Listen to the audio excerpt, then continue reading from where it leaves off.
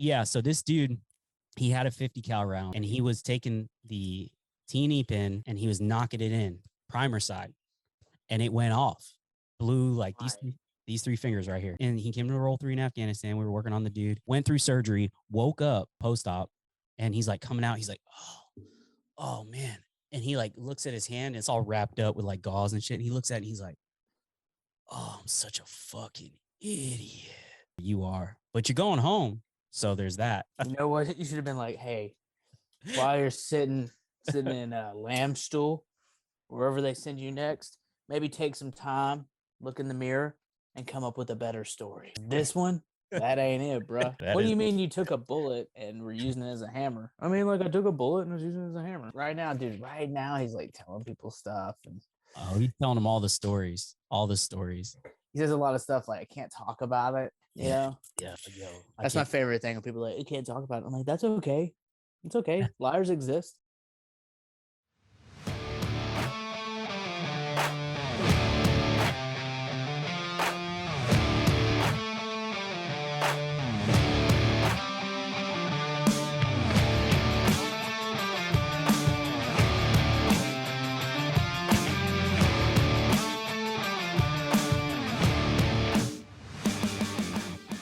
Yo, everybody, what's up? Welcome to another episode of the Somcast. I am Josh, as always, and unfortunately, Jeremy could not be here today, so we went out and found someone on the side of the road holding the sign to replace him. And our guest today, veteran with a sign. Yo, unmute your stuff, dude. Unmute your stuff. I'm unmuted. Yeah, I'm here. Welcome. Large and in charge. Yeah. Yo, what's up, man? That was good. That was You like that? Yeah. I practiced that like 1,000 times. Literally. Did you really? No, I'm just kidding. Run it back. All right. I let it top. From the top. From the top. Hit it.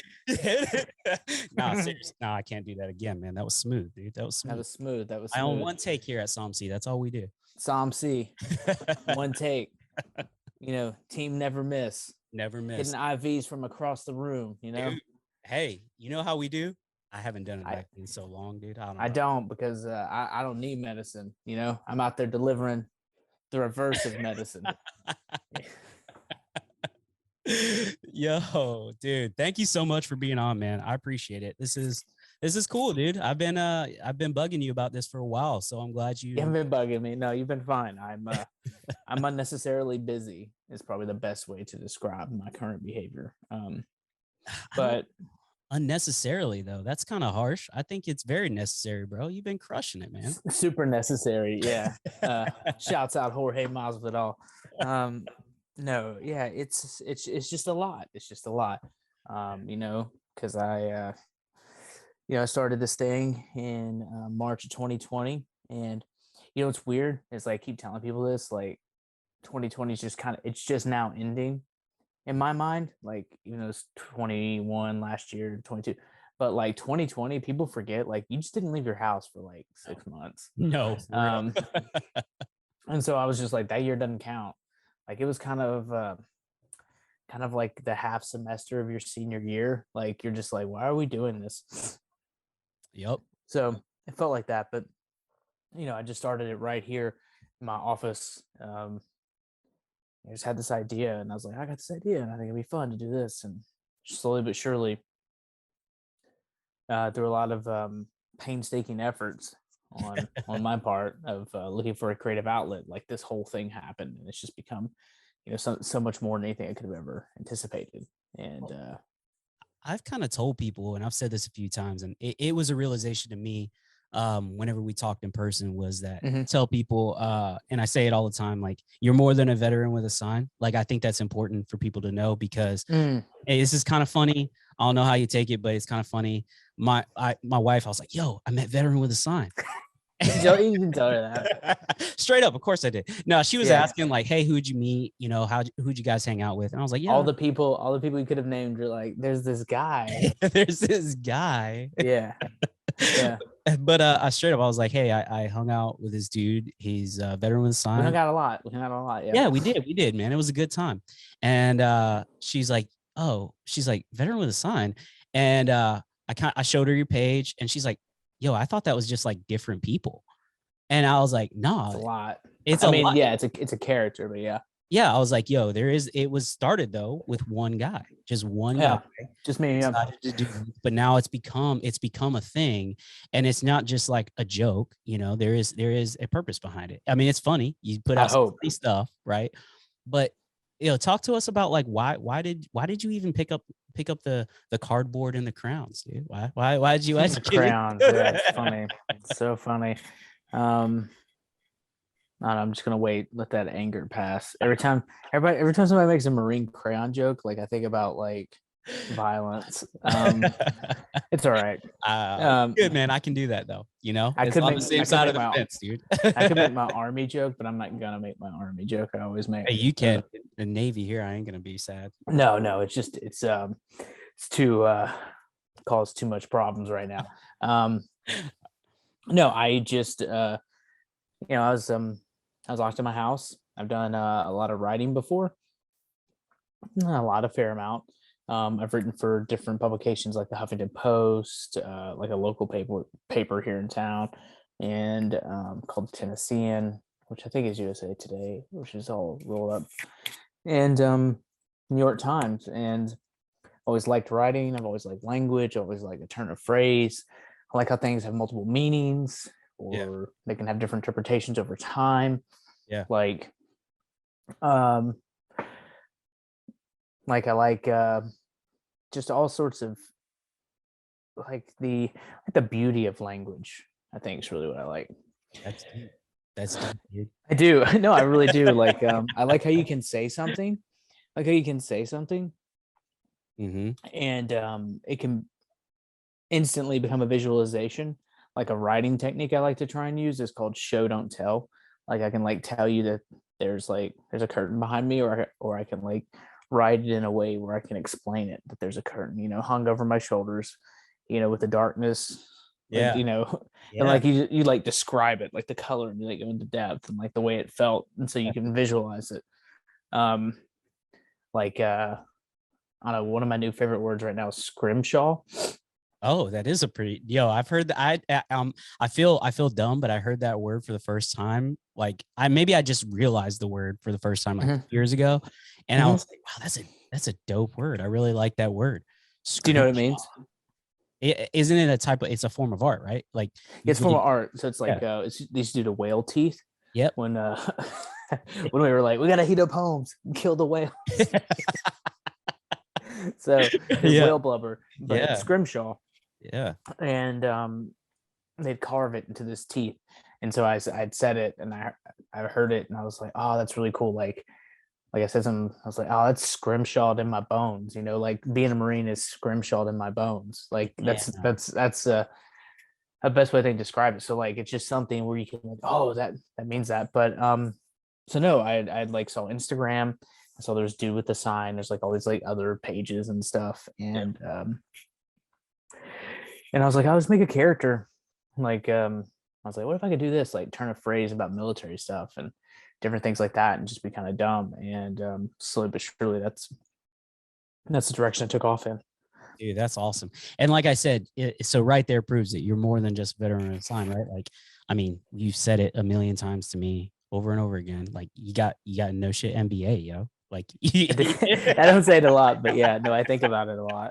Like I think about it like when like I'm holding up cardboard like on the side of the road. I'm just like, I have a graduate degree. Yeah.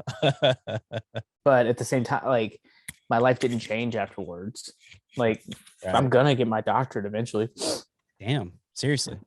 Yeah. That's awesome. What are you trying to shoot for? I don't know, just so you have to call me doctor, Oh, that's fair. Yeah. Or, I get that just because my job, even though I'm not one, but whatever.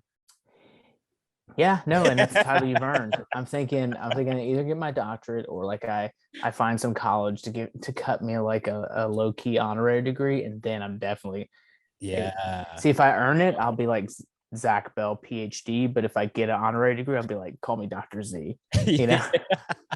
Because like it's the least meaningful one. No, that one's good, dude.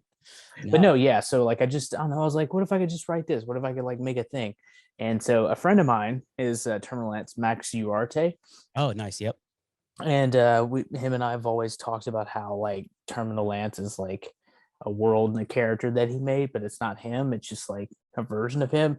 So in my mind, the character that I made with the Warfighter, it's me with like cranked all the way up, Up right? to 11. Just on everything. Yeah. You know? Yeah. My wife would probably say it's who I am, but I'd like to believe it's not. I think it's a little PCE, man. I haven't. No. I would know that like the 11 is like actually me. Like No. I think it's like an exaggerated version of me. And she's like, I'm sure she feels differently, but Yeah. like how it's just like, okay, yeah, like so it's just like hyperbolic, boisterous, like, oh yeah, let's get some, hoorah. Like it's just someone's like overly motivated. Yeah. And then I'm like out there, like Yeah. Everything the core really is. Yeah, chewing the fat, talking about the good old days. Talking about the good old days, Yeah. Yeah. Yeah, dude. No, it's funny because it's snowing here. Hang on, wait. You're gonna love this. It's funny, it's snowing here. I look down, I put on my cold weather boots, and I'm so squared away, and I haven't worn these any other time. I have my dog tag in them, and I was just like, yeah, that's what I'm talking about. But I only wear them like once a year. They're 10 years old. They look brand new. Am I getting rid of them? Yeah. They're cold weather Danners. They're like when would you ever wear that though? Like seriously, you didn't really wear them then because you were like, no, I didn't. I never wore them. Wearing those? No, it was insane. Yeah, it was. I only wore them. They were my Garrison boots. I wore them in like January and February, and camp was June, and like that was it. Yep. Still the hot. Mickey Mouse ones. You know what I'm talking about? The ones. Yeah. Hey, look, hang on, let me go get them. Yeah. No. So how did you told me like you straight up just grabbed some green on green one day and just went outside and you were just like, yeah, dude. Well, I had a bunch of shirts from when I got out, a bunch of the skivvy shirts, and I was like, so I read something when I was in college. So let me back up. I got out. I was in the Marines. Did 2 tours of Afghanistan. I was an infantry rifleman. Did all that stuff and deployed twice to Afghanistan. Once to Garmser, Afghanistan, and then we did the initial push into Marj, Afghanistan. Which is really weird now because they've like, it's a part of like Marine Corps history and stuff. Yeah. And it's my life. Like, there's no other way to say it. It was just like I was there, and I went from like a bottom of the barrel rifleman to through various different circumstances, ended up leaving as a squad leader. So I finished out like the last few months of my second tour as a squad leader. So, it's one of the greatest privileges I've ever had, leading troops in combat. But, I left 2 days after my first daughter was born on my first deployment. Second deployment, I was like a month and a half in, and I got the Red Cross message that and they're like, hey, your daughter's born. And I was just, there was no, they offered me a package.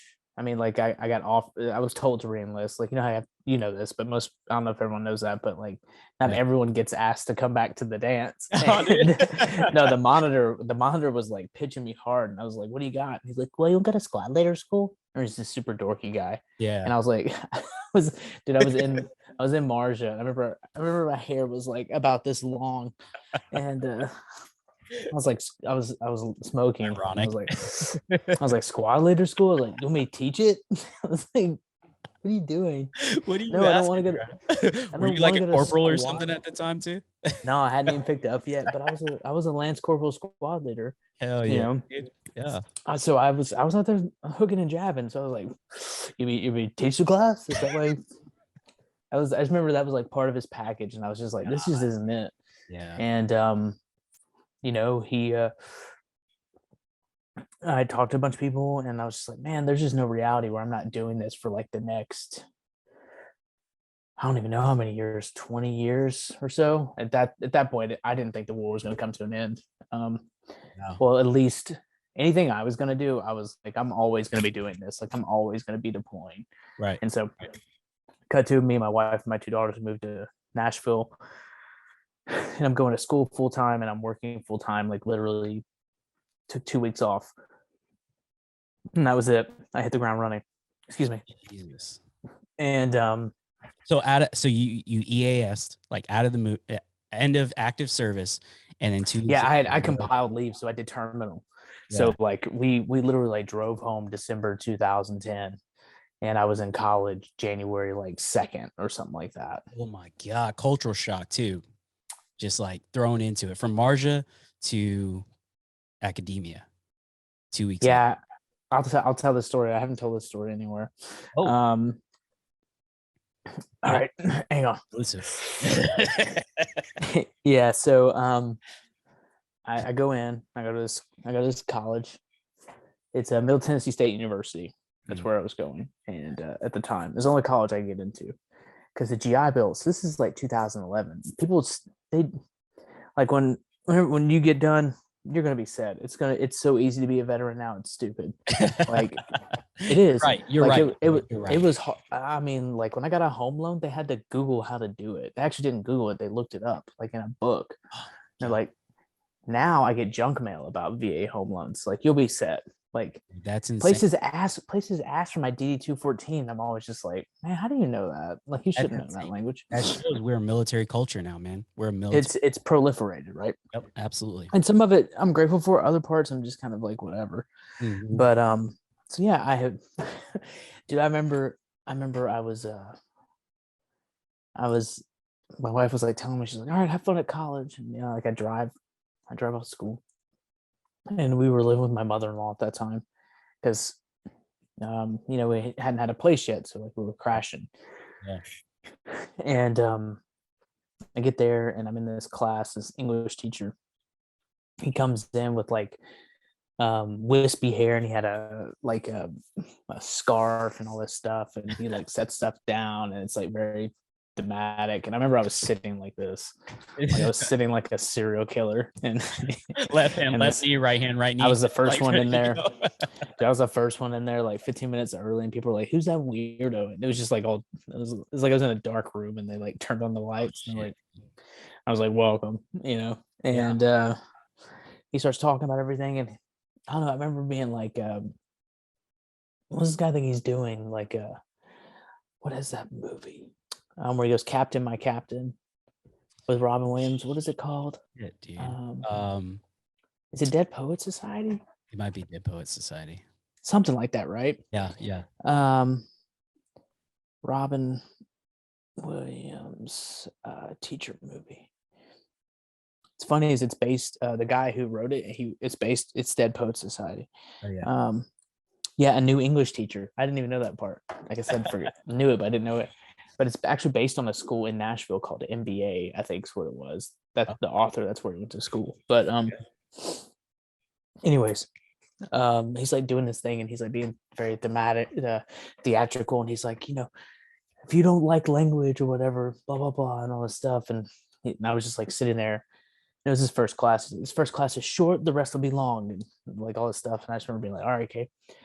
And he's like, all of our stuff will be formatted in MLA format. Nothing else will be accepted. Not APA. Don't even try it. Oh, good day. And I was just, dude, he was trying to get after you. Bro, I didn't know what he was saying. He's speaking another language to you at this point. Yeah, I was like APA, MLA. What is that? Yeah, that's true. Yeah. So I was like, you know what I'll do? I'll go up there and I'll talk to him. Everybody goes up there and he's like holding court, and I was just like, I don't know about this guy. It's kind of weird. And I go up to him, hey, sir, my name's Zachary Bell. And he goes, pleasure to meet you. Okay, yeah, what do you, I was like, what is APA and MLA format? I don't know what that is. And he goes, I'll never forget. He goes, he's like, surely you remember it from high school. You were there just a few months ago. And he's like laughing at me, and I can feel like rage. The rage, dude. Yes, as you're saying that. I used to call it the heat wave, like everything like lights up a little bit from like your toes to the back of your spine. And I was like, well, actually, sir, 6 months ago I was in Afghanistan, where I was leading troops in combat. And if you ever talk to me like that again, we're gonna have some real problems. Do you understand that? And he just goes, I'm sorry. And he's like, thank you for your service. There it MLA, is, dude. MLA format is, and he started to explain it to me. He's like, if you have any trouble at all throughout the rest of the year, please come directly to me. I was like, good to know. But I just remember like how instantly demeaning he was, and like that was that was like the first time I realized I wasn't in the military anymore, because like in the especially in the Marine Corps, not even just especially in the Marine Corps, especially in the infantry, Yeah. that's when I'd be like, hey, what'd you say, bro? And you just like start throwing hands, like Yeah. you just settle it. Yeah. I mean, No, you know, you're a medic to a bunch of animals, so yeah, always but on just the alert. demeaning way he talked to me. I mean, I know I look younger than I am, and I always have, but like, it's funny because like I look at those pictures of me then, like I still smell like Afghanistan then, and so I can't believe he did that. But I mean, he didn't know. He was putting on the same act that he puts on for every class, but like our whole generation was going through a change at that point, right? Like this see, was and that's like what's the same as like World War II ending and people coming back. it Like, was like that. It was like that too, because that was the end of the Afghanistan. There was like another year, and the Afghanistan surge was over. yeah. But I mean, it was basically starting to teeter off. There was like a few more deployments that were.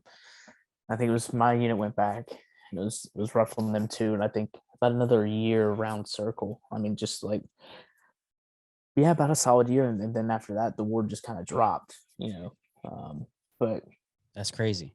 it's just weird that like it was the first time I got called out about it, and like I was like, I'll be fine, and then like it was hard. It was very hard. Like I hadn't done algebra in forever, but I went to a tutor. I went to math tutors like all through college actually, and I remember I had to do like a combination of like high school algebra and college algebra. I don't know what it was like it was a pre-class, Yeah. but I got 100 in it. And that Oh, first shit. semester I got 100 all I got A's all around. I think I did, but Nice. You it was passed hard. math for Marines classes. No, my wife did that one. But I'm not kidding. She was pregnant and I used to come out with MCIs and she was bored. Nice. She did all of them. But like Hell yeah. I've always looked at college like this, and especially like after getting out of school and everything, is it was just like a part of my brain that hadn't been used in a long time. Yeah.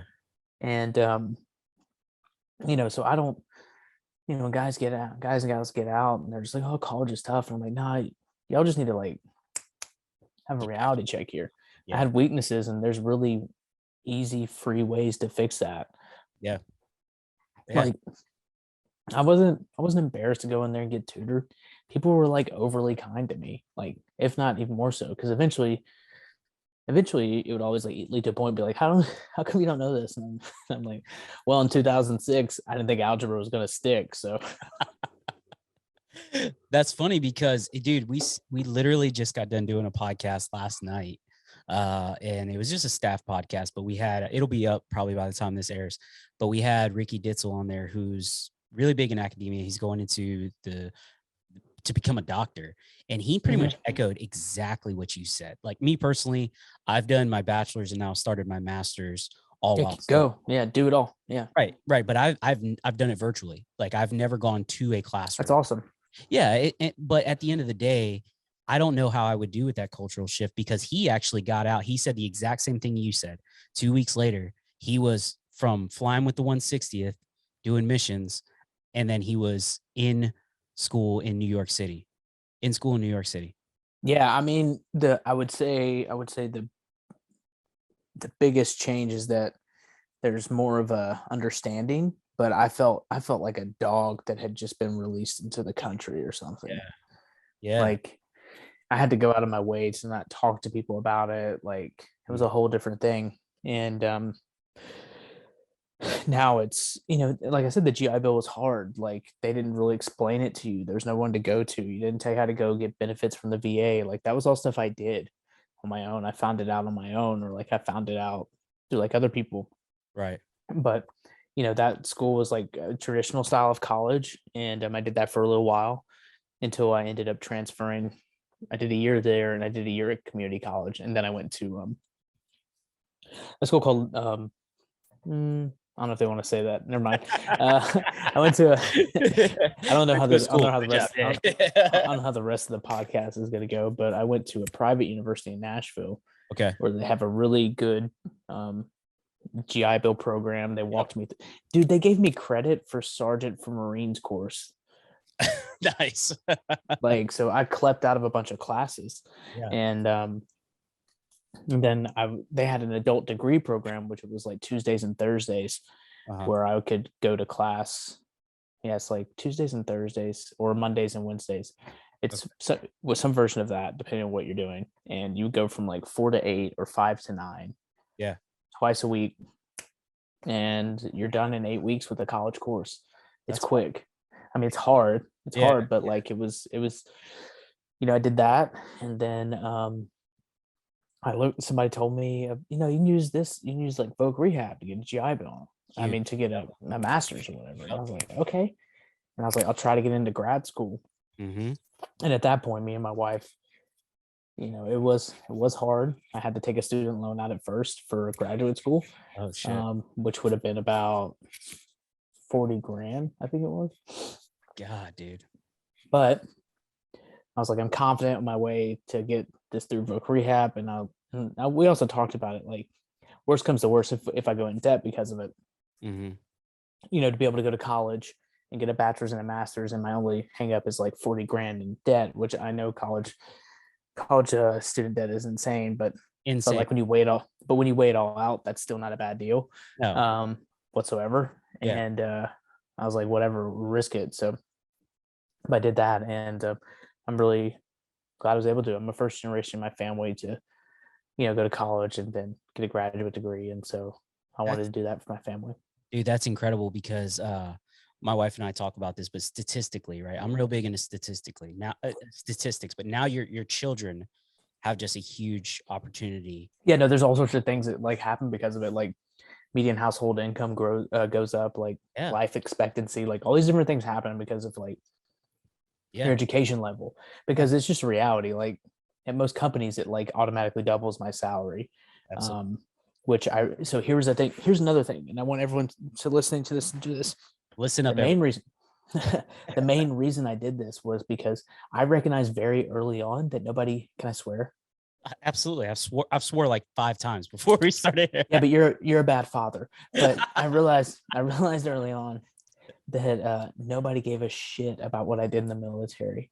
Not one person. Bro, I was hooking and jabbing, leading people in combat before the age of 23 at a lower rank. And like I was good. It was like literally, I don't know how I got good at it, but I was. It just like spoke to me. Yeah. I could have done it every day till the day I died, but it came at too high a cost for me at that time. And but nobody cares. So I was like, how do I close that gap?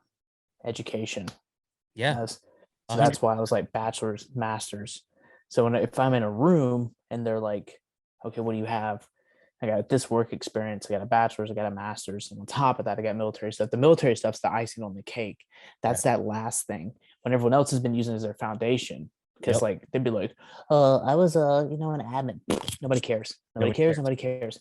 You're captain, major, unless you're a general or like even if you're the highest levels of enlisted, nobody cares.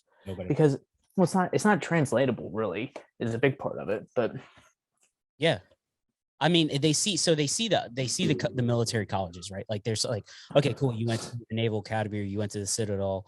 That translates, right? And they understand. Those are really, really strong brands. That's different. I mean, they have their own strong brands. But yeah, that's a great way to put it. But I say this, and this is to kind of bring it to SOMC and why we do what we do. But at the end of the day, take us, right? Special operations medics. Everybody thinks we're like, you got all this training. You know how many times we hear, bro, you're gonna get out, you're set up. You're set up, dude. You're a medic. Like nobody gives a shit, dude. I get out. Nobody cares. It doesn't matter how many casualties I've treated, how many firefights I've been in, how many things I've done. You get out with a paramedic if you're lucky, which equates to, $30,000 to $50,000 a year, possibly. And a fucking hard job. Let's be honest. Like civilian paramedics have a fucking hard ass job. Bro, and they're dogs too. They've seen some stuff, man. They've seen some shit, man. Yeah. I did ride-alongs in Flint, Michigan. Like I saw probably some of the worst, and those dudes were getting after it. And they're like, "What? How's Afghanistan?" You're like, "I wish I was there." Like, send me there now. You're like fucking diabetic, fucking obese patient any day, dude. It's way better than this. Yeah, you're like you're like, it's way better. Yeah. 100%. And nothing against those guys and gals. They're working their asses off, but that's what I mean is like you get out and tomorrow, and had I not gone and got my education done, you get out and you're set up like Ricky, where he's like, cool, I was flying in helicopters and doing fucking missions with tier 1 units. Now I have to go get a degree because nobody cares. Like nobody cares. I don't think they should really. And that's another side of it. Like Ivy League colleges and other colleges, they don't see you, and it's shitty.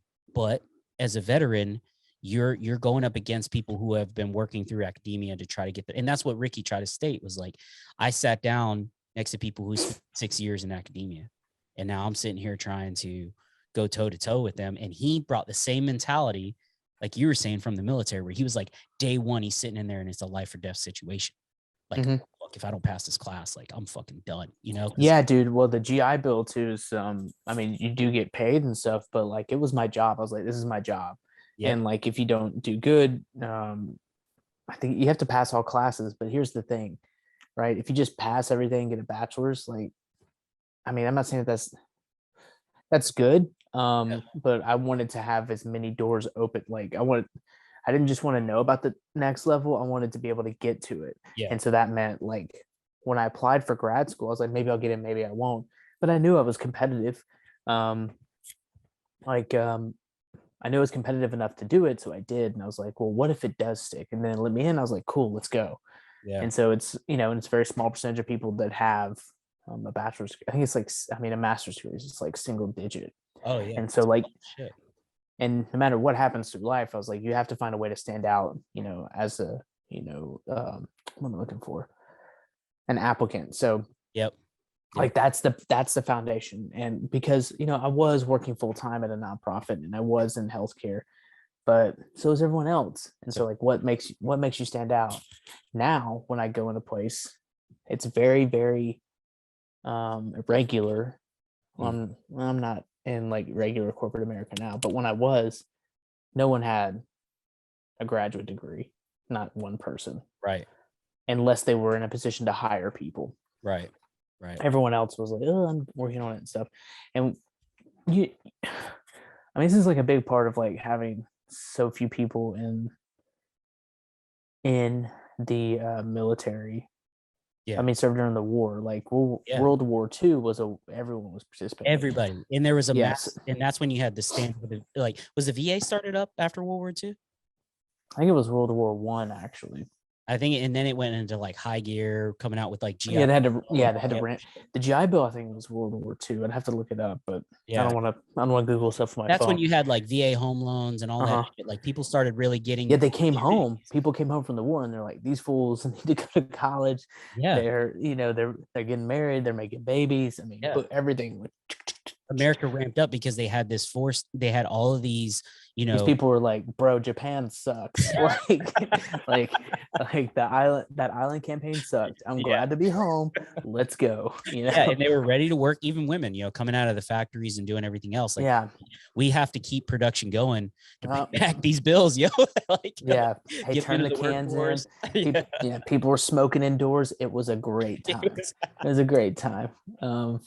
It was a great time for America, dude. Manhattan's everywhere, just doing good. You drink. You're drinking at work. Yeah, it's like Mad Men. I can only imagine it. I can only imagine. But no, you have to do things to make yourself competitive. Yeah. And being a veteran isn't a competitive thing. It's not a personality trait. It's just something that you did, and no matter what you did, no matter how long you did it, it all comes to an end. And it has an expiration. It has an expiration date. And as I say that, as someone who makes a living, being a veteran, on the green on green every day and getting out there representing. But yeah, to answer your question from like 20 minutes ago. Yeah, I just had a bunch of these dumb shirts, and I know why, because I was thinking about this. My time was so rare. I mean, not rare. My time was so short when I first started college. I mean, I was sleeping in my car, working night shift at a hospital.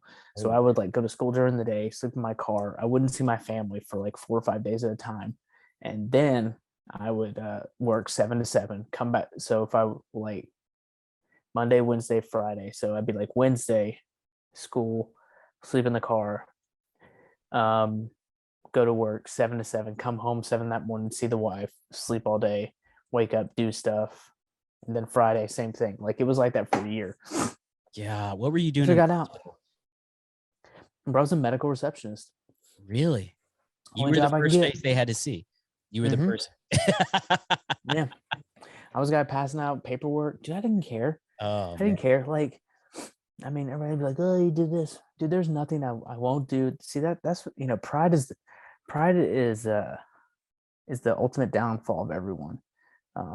It's true. And it's I wanted to get a home, so I Yep. took this job, and because I had a certain amount of taxable income, not just the GI Bill stuff, I was able to get a home. And so yeah, I was a medical receptionist. Think I cared? Like, Yeah. there's nothing I care about. Like Yeah. You were married at the time, right?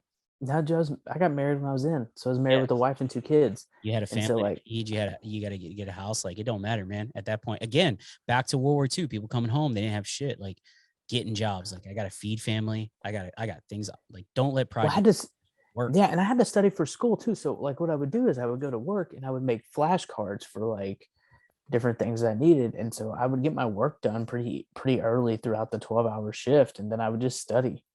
Damn. And like who cares? Like Yeah. they're like, "Oh, what do you do?" No, I know like most of them don't even think I ever did anything, but I don't care. Some of the people I work there with are still my friends. Like, yeah. it'd be funny. They would like ask me stuff. They'd be like, "What'd you do in the Marines?" And I'd be like, "I don't know, nothing."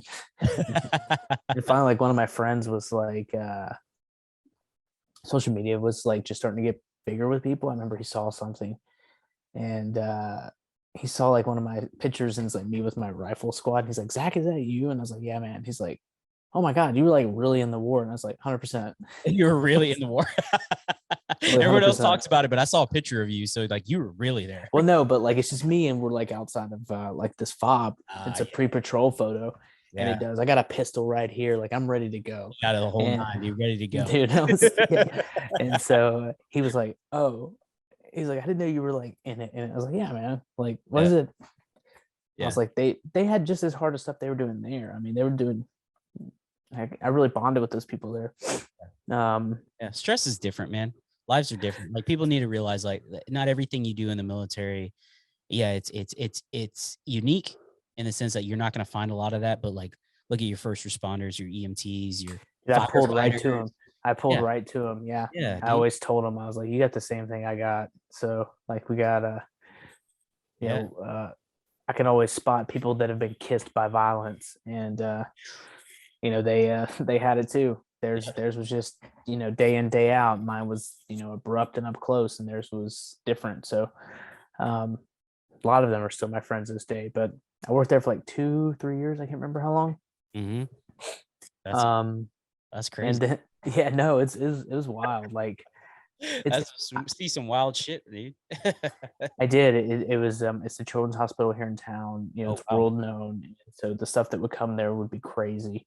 Yeah. People getting put on ECMO and stuff like that. Dude, ECMO, dude, you're throwing it out there. A lot of people I don't know what I'm talking Those about. SOF Medics now are like, "Oh, damn, this dude knows ECMO." There's like 3 patients in the military ever been put on ECMO. Just doing it. Oh, they really? were just doing it. They had just started. They're like, "Yeah, this one bypasses your heart. This one bypasses your lungs." There's like 2 versions, right? Yeah. And so like they were pioneering it there. Like, yeah, I believe so. Bringing it back to the SOF Medic. Look, now you're talking medicine. You're talking jack of all trades. Well, so I wanted to do something in medicine for a long time, and and Nashville's the healthcare capital of the world. The world's largest private healthcare companies, is based out of here, and healthcare's always started here. Yeah. And so I want to do that, but what I've always looked at as like a common theme through my life. I've just always liked helping people, and so that's that's when I look at what I'm doing now. Like I'm trying to use this platform and this idea to create conversation and change, and like hit people with a little bit of nostalgia. Yep. And then maybe a half truth and a whole lie with a little bit of funny wrapped into it. Like most of it's just making fun of me, and I view it as like a way to have a conversation and like make change. Because like if I just tell you to not kill yourself, that won't help. But if like I make fun of myself along the way, Yep. or Navy SEALs, that'll get people to stick around long enough. That's what I'm talking about. Yeah, and so let's bring it back. Let's bring it back to that, because we got to an amazing story, and you're talking about throwing the. I've never told anybody I used to be a medical receptionist too. That's what I'm talking about, dude. All right here, dude. All right here on Psalm C. So I think it's important though, because you know what? It's that comfort. You're talking to the medics, and now you feel comfortable. You know what I mean? That's what we do. Well, I've recently been, I realized how proud I am of that. How proud I am of my family that we were able to pull that off. Like, it wasn't just me; it was my wife. So like, I can't be gone for 24 hours at a time if she's not taking care of our 2 daughters at that time. You know, so it's just like. I can't even, we did that for several years until I was able to get a different job, because that's what I don't tell you too, is like, yeah, you're working at nights, but you're making good money. You're making really good money to work night shifts at a hospital. And it's also easier. Like, it is like 3 bad cases all in the, however long you're there, 8 to 12 hours, and it's like done. But day shift, everyone's there for day shift, bro. Everyone's there. Administrators are there. Patients and people are there. It's just chaos. Hospitals are like cities that are constantly open, and the whole, it's a different world. I mean, let's just do a shout out to the military spouse, like those that don't work at Cherries and are actually bro, they're supporting their better halves. Yeah, I mean, so like I would come home, and just the fact that she was able to take care of our family and trust that I was able to do it. I mean, there'd be days where I basically wouldn't see them. I would see her every night and morning, but the kids I would just see kind of sparsely. And it would be because like I was awake or asleep or just trying to get to the next thing. And I'm just proud of our family being able to pull that off. Like, I don't go to college. I don't do any of that if not for her. That's huge though, and I think that's important to talk about, because you can't do it alone. We all think we can. We all think we're badasses, and I don't need anybody, man. I'm going to go through this alone. But you do. You definitely need your spouse. You definitely need your family. You need your support system, whatever that may be, whether it's your friends and family. But that was something we talked about a lot, and something we believe in. I think that's something you've said and pushed before too. But like, I want to talk about, like, I think you said it right, like having the platform now, and so you went and you did something crazy. You threw on the PT gear and you started holding up a cardboard sign. Yeah, I just needed time. Einstein or Steve Jobs or somebody said they wear the same thing every day. So I was like, fitness clothes, green shirt, black shorts. We're not talking about it. Yeah. And like, it's carried on to serial killer levels in my life. Like, I have 5 suits. And I would make an outfit for it the 5 days of the week. And that was it. Wow. That's crazy, man. Well, I don't want to think about it. Like, there's no time. Like, I would just wear the same thing over and over again. Like, clothes don't affect productivity. That's true. Yeah. Now I just, now I do less of that, but I think it's also because I viewed all that stuff as like a uniform, as like work is so very regimented. And I just didn't want to like think about it each night, but yeah. But no, I just put it together, and that's what I'm doing now. Well, and then you got the platform, right? So you got out there, you started getting momentum, you started getting it took a while. It took a while though. Yeah. So how long? Because obviously no one remembers when something big launches, right? No one remember when YouTube or Twitch or whatever the hell it is launched it. But we do remember what we see, right? So what to whenever it got viral, how long do you think, can you estimate that it took? How many of them posts and standing out there just writing shit on and saying something did it take? 2. Fair enough. No. Yeah, the first one I deleted, so it had to be the second one. Just kidding. I started in March, April, May. I was going to delete it May 1st, and I had a partner at that time. He's now gone on to work on the other stuff, and people weren't getting it. Was a big part of it. The internet as a whole is really kind of drive-by mentality. Like, they're just like, oh, what's that? Oh, what's that? They didn't. Nope. And so I was having to grow and educate and teach, and it was just getting exhausting. And I did one that said, bring back Captain Crozier. He was the captain of that vessel. Yeah. It was Yeah. He was like, hey, guess what? There's COVID all over the ship, and like we need to fix it. Yeah. And the Yeah. Navy's like, nah, there's no such thing, and yeah, Yeah. The dude who got relieved, and he was like, no, seriously, like he's like, yeah, for it's real though. funny. He's like, for real though, yeah. There's like, I gotta. He's like, I've got. You know what he had? He had the start of like an action movie, like a ship full of sick sailors going port to port. He's like, So I have an infectious disease nightmare, and I need yeah. And so they relieved him. It was everywhere. It was all over the news. And I put that sign up. And I was like, I'll come back to it in the morning if I see how it goes. Because it wasn't how many likes or comments or everything. It was the quality. I can't stress this enough. Like, people are like, oh, this is dumb. He wears the same thing every day. I was just like, oh, you know. Yeah.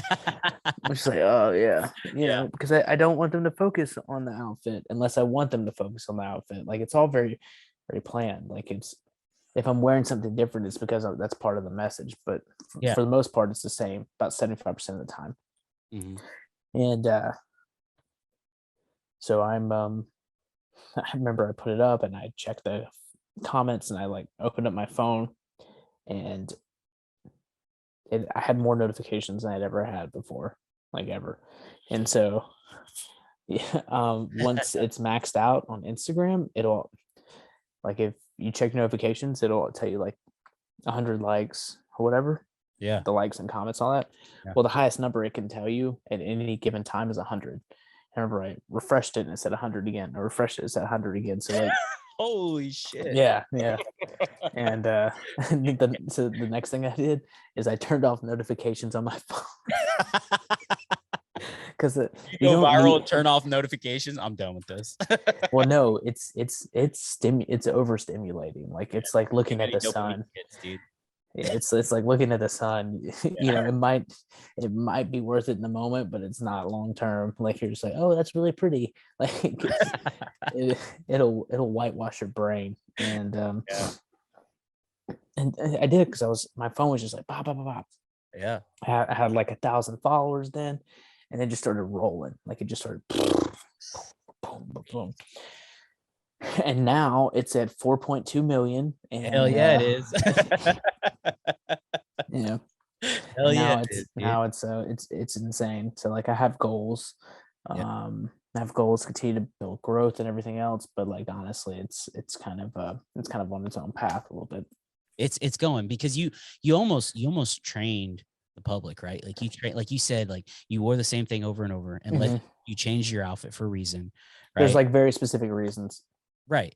And like, I put on a hat for Christmas, a Santa Claus hat, like, exactly. But stuff like that, yeah. And it's almost so subtle that people are just like, okay, cool. But they're trained to look at the sign, right? Like, people immediately, like, what is he saying today? What's happening today? You know, and it's important though, because now you just built yourself a platform.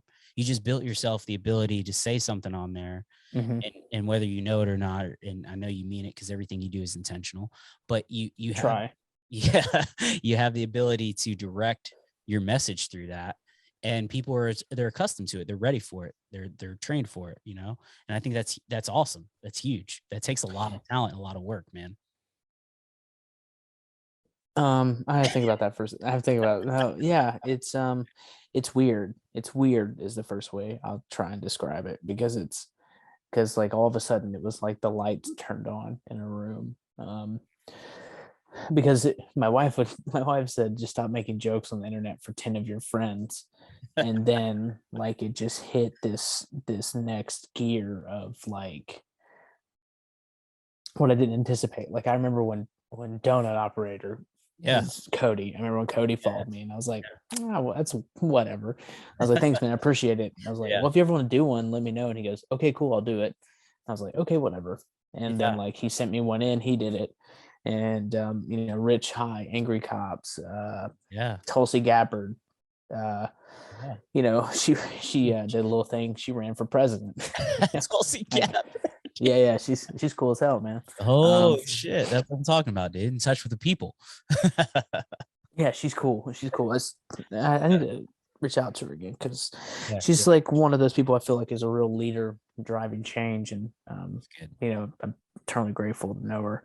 And, it's just like everything's kind of available now. There's endless possibilities with it. Like, so it's weird. It's weird because it's like grown, and I can like do whatever I want with it, if that makes sense. absolutely. And so with but the thing I want to do is I always just want to throw it out. Like I just yeah, like what I receive, I just want to give away and like yeah. do other things. So you built you've built the platform, you've built the opportunity. What's next? Where are you going from this now that you have the capability? What are you planning, man? Like what's going to happen with this? And I mean, as far as you can say, but I know you've advocated for awareness for veterans. You've used it for, things you believe in personally. Yeah. And how is that going to go forward? Because I think it's made a big move. It's not just like, hey, there's a lot of like the ALS challenge and all these other things come out and people like get into it, but then it fizzles out and people are like, okay, that was cool or whatever. But you have this, and I think that veterans are really connecting with it, right? Like they're saying like, yo, Well, I feel like there's different levels of it too. Like every day somebody will say like, I just heard about this. I mean, what I always try and tell people is that people forget people that don't work on the internet don't work on the internet. You understand what I'm saying? Like, yeah. Like if you're in the know, but if you're not, you're not. And like I feel like I've only tapped into like a certain level of audience. Yeah. I think there's younger and older on both sides of it where it can continue to grow and like affect change. I think the biggest thing I want to do is hit civilians more than anything else, is because like what I want it to be is like a platform to bridge the military civilian world, so you don't have to stand in front of an English teacher 3 weeks after he left combat and basically threaten him because they insulted you. And we are the worst. We are the worst at wanting to stay within our circle and just want to communicate to our audience, right? Like I feel like a lot of it's an echo chambery a little bit. Yes. Yes. You got to like I'm always, I'm looking across the aisle, as they say. Yes. Which reminds me, you said not talk about politics, but real quick, democracy is a failure and a sham. We're owned by corporations. God dang it. So much good content up till then. I'm just kidding. But is he? Yeah, so I'm trying to like, it's not a civilian's job to understand military stuff. It's like our job to make it translatable. Yes. And, on top of that, we all just need to be a little bit more honest about the reality of our service. That's why I say that people don't care, because like if you break it down, like realistically what I did is like I went overseas in Afghanistan and I walked in a circle. Mm-hmm. Yeah, he said. It was cool. Yeah, it was the best way a circle's ever been walked. But realistically, like I went out and I came back. Just like exercise is picking something up and then you put it down. Like it's all kind of the same thing. Yeah. I think if we're more honest about the reality of our service and more honest about the reality of what we need, then we'll be more honest about things like mental health and communicating and like understanding each other. Like we can go from instead of like this to we're constantly messing around to real connection. Don't overinflate and don't underrepresent. I think there's two sides of it, right? Like don't overinflate what you did, because honestly, just like we said earlier, no one cares. So like be honest. And then don't underrepresent your community, your organization, and what you did too, because you have guys who have been punched in the face every single day about being humble and don't whatever, but then when they go to get out, they don't know how to write a CV because they don't know how to talk about themselves. They don't know how to translate their stacks or whatever it may be. It's like to your own detriment, right? Yeah. And I think a lot of it stems from the fact that most people who serve in the military are lying. So in general, all right, we're speaking generalities here. In general, your uncle was not a Navy SEAL. So in general, your dad did not see combat in Mogadishu. Like there's like 1,200 people and it wasn't your dad. Okay. Yes, true. Very true. I know he tells you Josh Hartnett's based off of him and Black Hawk Down. None of that's true. None of that is true. None of that is and that's okay. That's fine. It's fine. That's fine. Your family should be ashamed, but that's fine. No, like I agree. this is something I always say is, so there's this thing, I think people want to be seen and heard, and like it's led them to this like stolen valor world where they kind of over embellish a lot, and it's a disease really. It's a, I don't know if it's mental health what it is, but one of the guys, Ray Gagnon, was this guy who told people he raised a flag at Iwo Jima, right? And everybody's like, oh, there's 2 flags and 2 photos, bro. I don't care about that part, right? Those men took that lava rock by pure blood, sweat, and tears. Okay, they can do a staged photo and they can do a real. They could have a carnival up there. 100%. That's fine. Yeah. What I care about is Ray Gagnon spent his whole life telling people he was on Iwo Jima raising that flag, but thanks to DNA evidence and probably anybody who talked to him for 5 minutes is what I imagine. They found out he was a liar, right? Yeah. So every his guy son who returned home with him and was like, "Yo, bro, you were with who?" I just did this a lot. But they're the greatest generation, right? I can't believe I air quoted that, but I don't care. You can't. They were there. I don't care. That doesn't mean that they didn't still. That dude literally spent his whole life telling people I was on Iwo Jima. Looked him bold faced. People would probably say something and be like, "How dare you say that? That's me in the flag. I'm so and so." Yeah. But his son, living with the fact that it, like I saw this quote in Military Times or somebody that was like, "I don't know why my dad lied his whole life." I do. Yeah. I know. Yeah. Because it doesn't matter when you served, what you do. People still lie for some unknown reason to try and embellish and build things up. When the reality of it is you've got all that noise. It's just making noise. It's clouding the real issues, which are people are dying every day. They're taking their lives. The older men you get until we're 60, we only increase in the chances that we'll take our own life. Yes. That's just a hard fact. Yes. Talked about statistics earlier. There's Agent Orange still plaguing everyone in Vietnam. Yes. Who knew that if you drop a chemical in the jungle and it destroys everything, but if it gets on your skin, it's bad for you? Who could have foreseen that? Who could have known? Who could have known? Burn pits. Apparently burning batteries is not a good idea. Yeah. Right? So we have like real issues. Yes. Camp Lejeune has a busted water table. People are getting cancer from that now. Yes. Yes. Same thing with Pendleton, all these other places. But there's always this noise.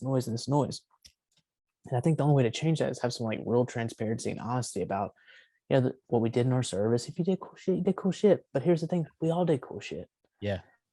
We're the first generation in our nation's history to be all volunteer fighting force. That alone is legit. Everyone volunteered to go. That's really cool. That's huge. Now we can just be honest about everything else. If your job was, to be Motor T, good for you. If your job was to be an 11, good for you. If your job was a Mortimer, be ashamed of it. But if your job, if you're in a sub, whatever it is you did, be proud of it and hold your head high because that's really cool.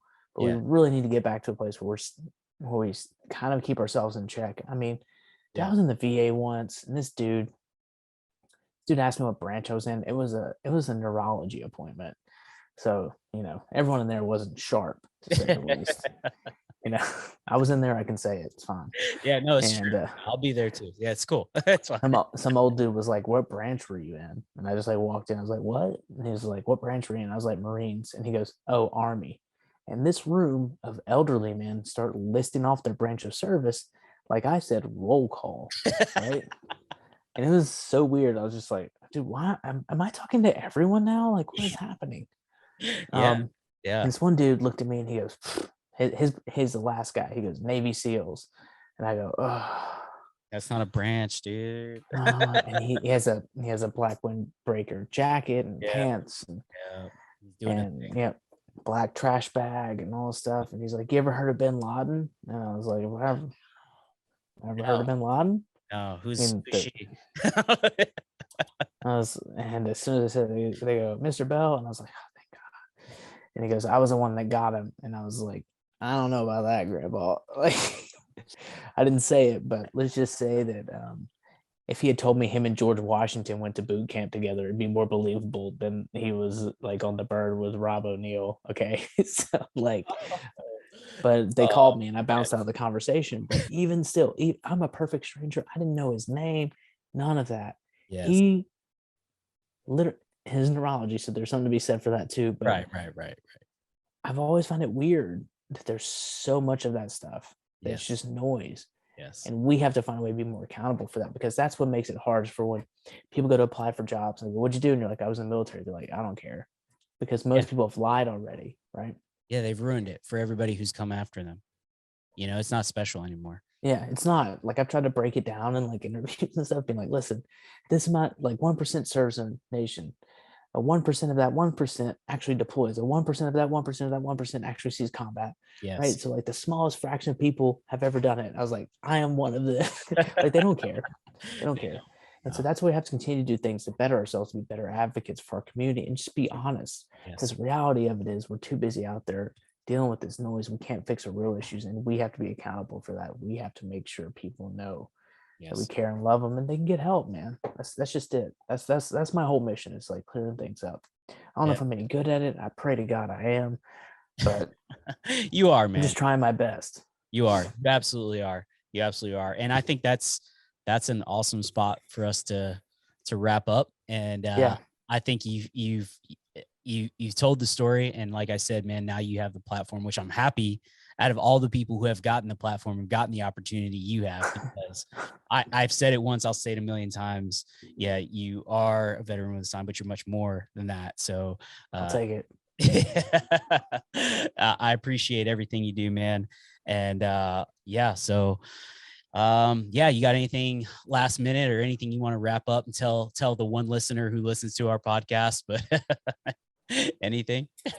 No, just thank you so much. And I'm glad you let me rant for a little bit, but no, I really appreciate you and what you guys are doing and helping to help people move beyond the battlefield. So I hope I was able to at least Yeah, entertain long enough to drive that mission. So of thank course. you so much. Absolutely. I No. told you way more than the only person who would hear more than you is Joe Rogan. So like nobody knows I was a medical receptionist, but like I don't care. Well, It's there you funny. go. Now there's ammo for Joe Rogan to get you on. So Joe Rogan, hook my boy up, get him on the podcast. You want to hear something that you haven't heard yet? Yeah, pull it up, Jamie. Let's go. Awesome. Let's go. All right. Well, shit, man. I appreciate having you. And yeah, everyone, thanks for listening, watching, and we'll check you out next time. Thank you. Go to blackrifle.com and use veteran with the sign for all of your saving needs. Also, go to Out of Regs for all of your hairdo and pomade and other body wash goo. Out of Regs with the Z, because you know it's from the Tennessee. And also go to killcliff.com. Use BWAS to save. And last but not least, if you're going to get a blade, go to torknives.com. Boom. Yo, what just I just plugged everything.